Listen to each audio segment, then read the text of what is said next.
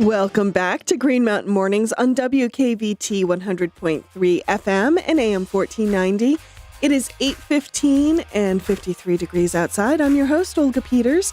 On your lovely Friday, I have Mike from the Commons/Digger/Reformer in the studio with me. We will be talking all things Vermont Yankee and also Somerset.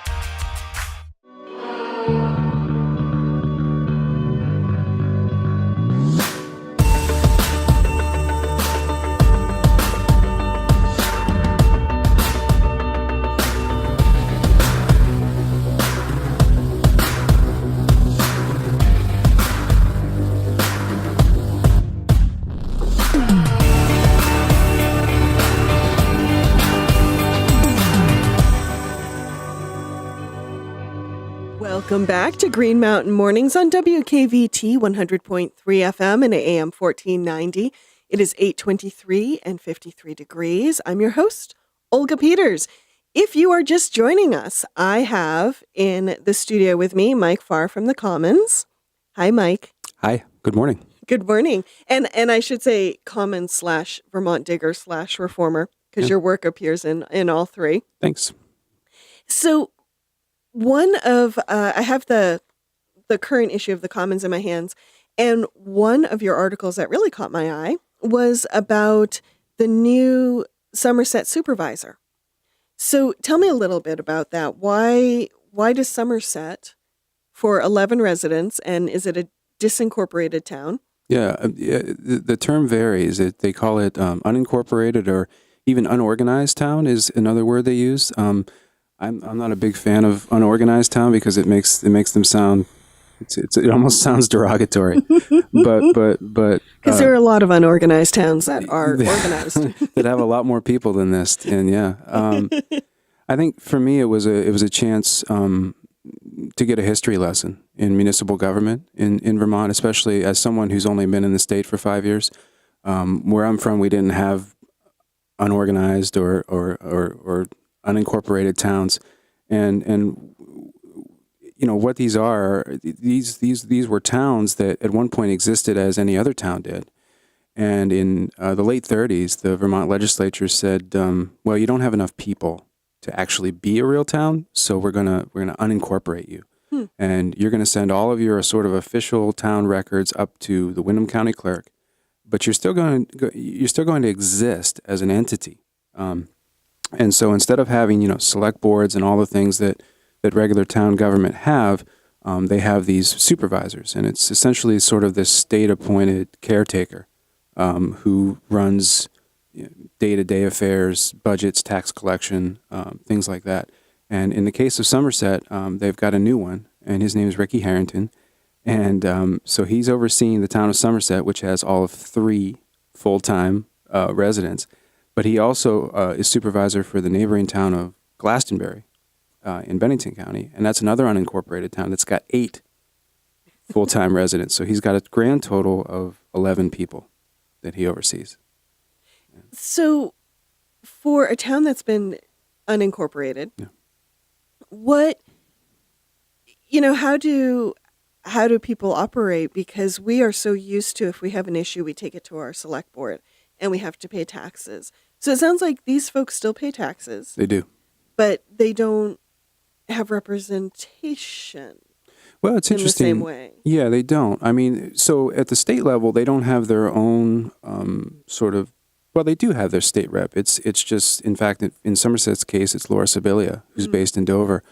But you're right. On a local level, they can't go to the local select board meeting and, raise a stink about whatever issue is troubling them. And so in this case, they would call Ricky. And the only problem is he doesn't quite have the same level of authority as a normal select board would have.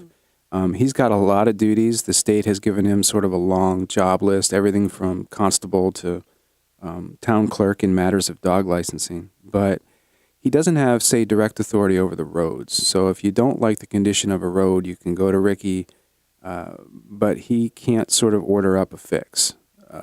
He's got some road authority, but not full road authority. In a lot of ways, he calls himself an agent of the state. Ah, okay. And so his main job description, as he described it to me, was he's got to drop a budget and collect taxes. Those are the two big things that he does. Hmm. And in the case of Somerset, it's the budget's a little over 100,000 for the year. That actually seems really high for three people.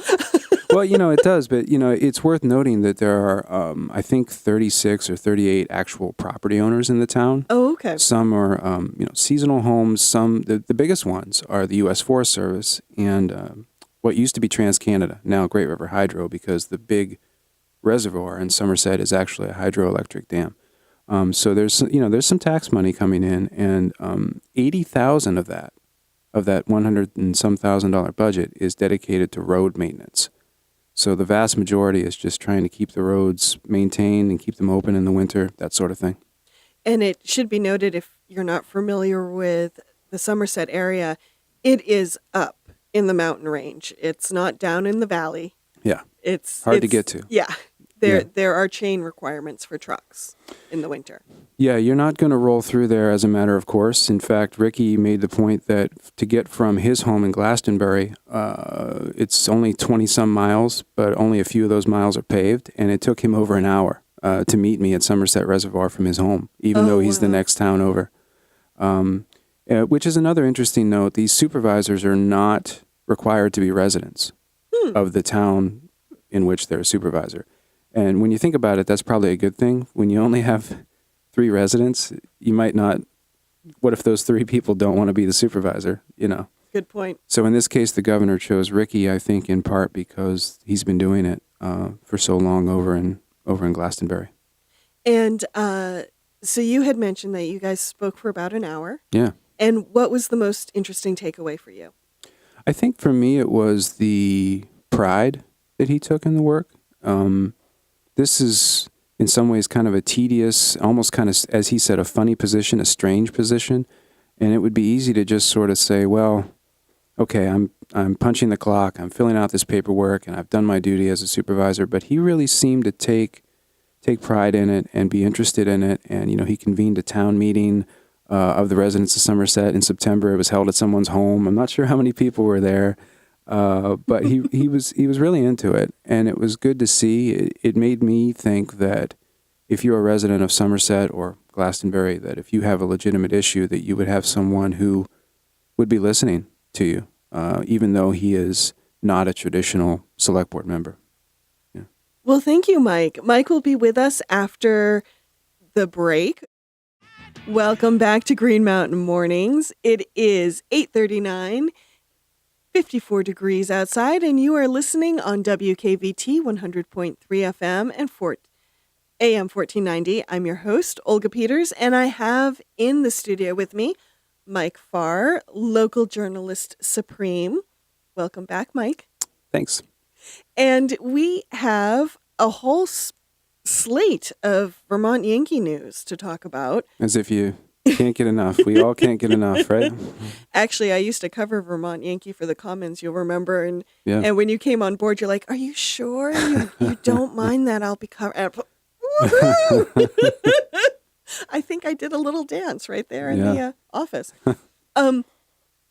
Anyway, so let's start with the issue around rebelization and conversations from the last NDCAP meeting, which was last Thursday, correct? Yeah, it was last Thursday night, so a little over a week ago. And I think this rubble issue has become big enough that they actually devoted quite a bit of the meeting to that issue. And so essentially what it is North Star, the company that wants to buy Vermont Yankee, when they demolish these buildings and crush up the concrete, they want to bury about half of that concrete on site as fill. The key thing here being that they're saying, look, we're not going to bury, dirty concrete, radiologically contaminated concrete. It's going to be clean. And from their perspective, they say, we could ship all this stuff off site, but then we got to bring it all back because we need fill of some type. And that'll mean thousands of truckloads of stuff coming in using Vernon's roads. Why would we do that? On the other side of the coin is the state and New England Coalition, among others, saying, well, how do we know that what you're going to put in the ground is clean? How, what's the guarantee that this isn't going to cause long-term problems both for the environment at the site and also just for the future redevelopment of the site? So this is the sort of current battleground, maybe one of the most prominent battlegrounds on this Vermont Yankee case. And what kind of conversation has happened around, with Vermont Yankee being so close to the Connecticut? Yeah, there is always concern about what could leach into the water. absolutely. What has been the conversation around that? Yeah, it's interesting. I mean, North Star at the last VNDCAT meeting in Brattleboro brought in, I believe it was they who brought in a consultant, sort of a geotechnical engineer, and that guy, although he's not directly connected to the Yankee project, made a long presentation about what he feels are the pros and cons of rubblization. And one of the things that he returned to frequently was he didn't feel that there was any long-term concerns about groundwater. That if you did it right and you used clean fill, that concrete itself didn't cause groundwater problems. Now, again, there's always the other side of the coin, right? And there are folks who don't buy that, especially when they wonder what's going to be going in the ground in the first place. But that groundwater is definitely one of the concerns there. And I should mention that one of the other debates that's happening with rubblization is the New England Coalition feels like this was the ancestral home of the Abenaki tribe, and they, in their words, don't want to see it turned into a dump. North Star, on the other side of the coin, doesn't like that characterization. They say they're talking with the Abenaki, they're trying to respect those cultural and historical concerns, but they don't feel like rubblization is some sort of disrespect for the site. Well, there's also the other question that if they were to truck infill, where would that come from? Is there any guarantee that fill wouldn't be in some way contaminated? No, I didn't put this in my story, but Scott State, the CEO of North Star, mentioned at the meeting that so the Pilgrim nuclear plant in Massachusetts will be closing soon and decommissioning, and he said, well, look, if you want us to bring in fill, theoretically, we could bring in fill from the Pilgrim nuclear plant. There's nothing in any of these agreements that says we can't do that. Now, I didn't necessarily read it as a threat, but I think what he was trying to convey is, in his mind, sort of a logistical mind of a guy who does demolition for a living, he can't understand why he would want to ship all this material off site and bring it back. But he's not necessarily looking at it from the same viewpoint as the state environmental regulators are. So. Now, how did rubblization as an issue even come to the fore? I think one of the reasons it's as big of an issue as it is that Entergy, the current owner, has said repeatedly and pretty unequivocally, we will not rubblize at Vermont Yankee. They've said it as recently as 2013 in writing. And so North Star has acknowledged that what they're proposing is a departure from that. And ultimately, it's going to be up to the State Public Utility Commission, formerly the Public Service Board, which in itself approved Entergy's promise to not rubblize. So they've got to sort of decide now, should they reverse course on that. For their part, North Star, and I talked to Scott State about this and asked him, is this a deal breaker? If you can't bury Vermont Yankees concrete on site, does that mean you walk away from this deal? And he sort of hedged and he said, not necessarily, but it's part of our overall plan. And I'm sure it's part of their overall economic plan Right. at Vermont Yankee too. So. Well, and that's a very good point. Does it change the cost to ship rubble out versus keeping it there? And of course, there's also on the other side of the coin the cost and benefits of environmental protection and issues like that. Yeah, there's been some conflicting information on that. Entergy initially said that they felt that if North Star could rebelize, they could save, quote unquote, millions of dollars in decommissioning for Mount Yankee. And North Star is now saying, no, that's not really true. We think that all the extra work that goes into rebelizing, crushing the concrete to a certain size, characterizing it, assessing it, maybe decontaminating it, all that labor, it might actually cancel out some of the cost savings of keeping that material on site. But they still feel, from a logistics standpoint, that it's what they want to do, the right thing to do. And frankly, there could be some cost savings for them. They just say that they don't know until they actually would start. Whether or not the Public Utility Commission will weigh cost concerns in there, I'm not sure. But it'll be interesting to see what they do. Because you mentioned another article you had written about the decommissioning fund, Right. and all the concerns around that. Yeah, so the Decommissioning Trust Fund at Yankee has been sort of another flashpoint because there are folks who are concerned that whether it be Entergy or North Star, that there's not enough money to clean the plant up. And ever since the plant closed, that trust fund has been drawn down by Entergy. They're using it to pay for security, day-to-day operations, pre-decommissioning work, all that stuff. And it had sort of steadily been sinking. And one of the surprises for me at last week's NDCAP meeting was Entergy said it's actually grown this year.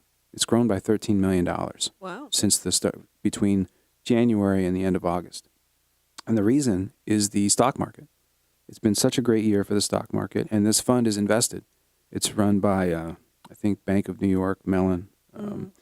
And even though Entergy has taken almost $23 million out of that fund this year, the investment earnings have made it such that it's actually grown, which is, it's got to be good news for the trust fund. It's good news for cleanup. The only question is, we can't really count on the stock market staying strong and continuing to do that. So we don't know how long it will continue to grow.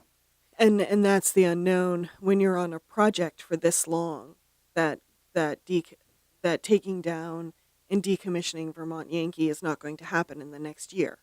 Right. And that's where the unknowns come in.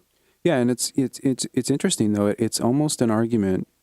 I'm not making this argument, just to be clear, but it could be an argument for North Star's decommissioning plan, right? Because Entergy originally said, we're going to let this thing sit, and we're going to do safe store, which could take 60 years to clean the plant up.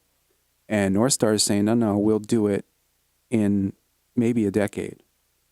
And so if the idea is you've got this trust fund money in hand and you want to just use it, then that's an argument for quicker decommissioning.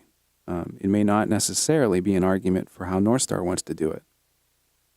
I'm always careful about how I say these things.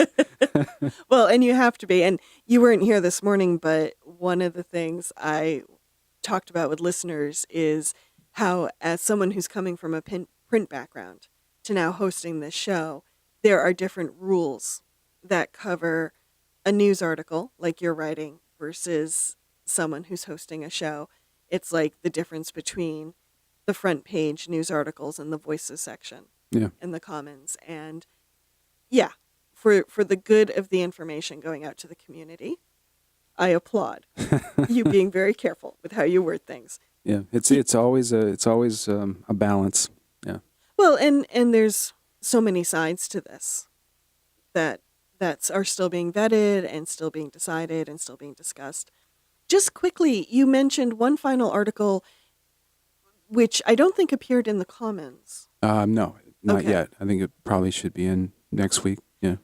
Well, bring us up to speed on this, and it's about court documents, if I remember correctly. Yeah, it's about documents in the Yankee case, essentially a court case before the State Public Utility Commission, and the New England Coalition has two experts. Everyone probably knows Arnie Gunderson and Ray Shaddis if you've followed the Yankee story, and they submitted some pretty critical testimony to the state about North Star's plan, blasted them pretty pretty thoroughly. Oh, wow. As you might expect, honestly, New England Coalition to do. They've been consistent opponents of this decommissioning plan put forth by North Star. Well, they're kind of the devil's advocate in this process, which, It's good to have a devil's advocate. every process needs.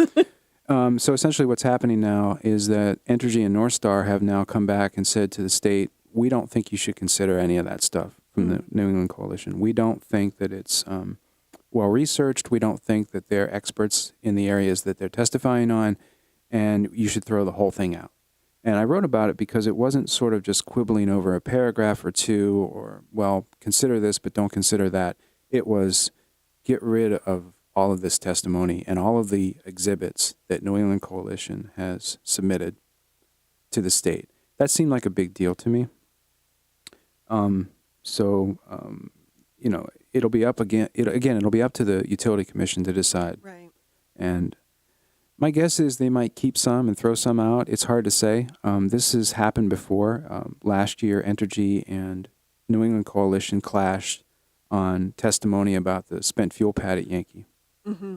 And the Utility Commission ultimately let that testimony come in. So we'll see what they do. And it'll be interesting to watch because, as you mentioned, the New England Coalition, they have been participating in some way in the Vermont Yankee process for decades at this point. And it will be interesting to see how their voice continues. Yeah, I mean, one of the things they said about Ray Shaddis, who's a technical consultant for New England Coalition, is he's not an expert in any of this. He's got an education in the arts. Right. And he's got no business talking about this stuff. I mean, this is what they're saying, Entergy and North Star. And here's a guy, Ray Shaddis, who's been participating in nuclear issues, Maine Yankee, Vermont Yankee, for decades, I think. Yeah. So that is a very strong position to take, and one that I'm sure that New England Coalition will sort of hotly contest. I'm sure there will be many more court documents to come. Yeah, a lot more stuff to read. Well, thank you so much, Mike. That's all the time we have right now, but I was so glad to have you in the studio with me. I look forward to your next visit.